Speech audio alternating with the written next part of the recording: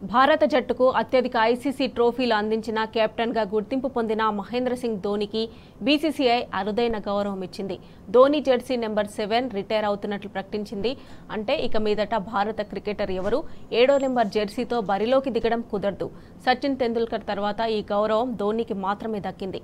Sachin retirement తర్వాత Jersey number 10 retire అవుతున్నట్లుగా గతంలోనే BCCI ప్రకటించింది.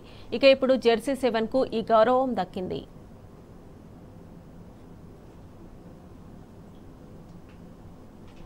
ధోనీ ఈ పేరుకి ఇండియన్ క్రికెట్ హిస్టరీలో ఒక ప్రత్యేకమైన స్థానం ఉందనడంలో ఎలాంటి అతిశయోక్తి లేదు. భారత క్రికెట్ జట్టు కెప్టెన్సీలో మహేంద్ర సింగ్ ధోనీది ప్రత్యేక స్థానం.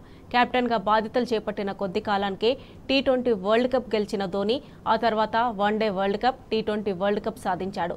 ఇలా వరుసగా ఈ 3 ఐసీసీ ట్రోఫీలు సాధించిన ఏకైక కెప్టెన్గా ధోనీ రికార్డులకెక్కాడు. భారత క్రికెట్ జట్టుకు ఎన్నో చిరస్మరణీయ విజయాలు అందించిన ధోనీ అయితే 2019లో అంతర్జాతీయ క్రికెట్కు రిటైర్మెంట్ ప్రకటించిన ధోనీ ఇప్పుడు కేవలం ఐపీఎల్కే పరిమితమయ్యారు.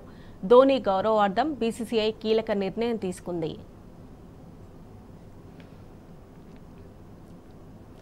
ఎంత ఎత్తుకు ఎదిగినా ఒదిగి ఉండే లక్షణం కొంతమందిలో మాత్రమే ఉంటుంది.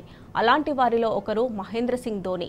భారత క్రికెట్ చరిత్రలోనే విజయవంతమైన కెప్టెన్గా రికార్డు, ఇక ఐపీఎల్లోనూ తిరుగులేని నాయకుడిగా ఘనత, కోట్ల రూపాయల ఆస్తులు, అంతకుమించి కోట్లాది మంది అభిమానులు, ఇన్ని సంపాదించుకున్న సింప్లిసిటీకి చిరునామాగా నిలుస్తున్నాడు ఎంఎస్ ధోనీ. తన ఊరికి వెళ్ళినప్పుడు ఫ్యాన్స్తో గడిపే క్షణాలలోనూ అది పూర్తిగా తెలుస్తోంది.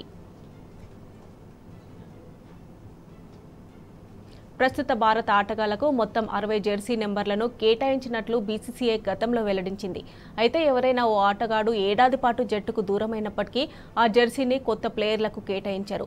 కొత్తగా జట్టులోకి వచ్చిన ఆటగాళ్లు ఎంచుకోవడానికి ఇంకా 30 జెర్సీ నెంబర్లు మాత్రమే అందుబాటులో ఉన్నాయని బీసీసీఐ అధికారులు తెలిపారు. నెక్స్ట్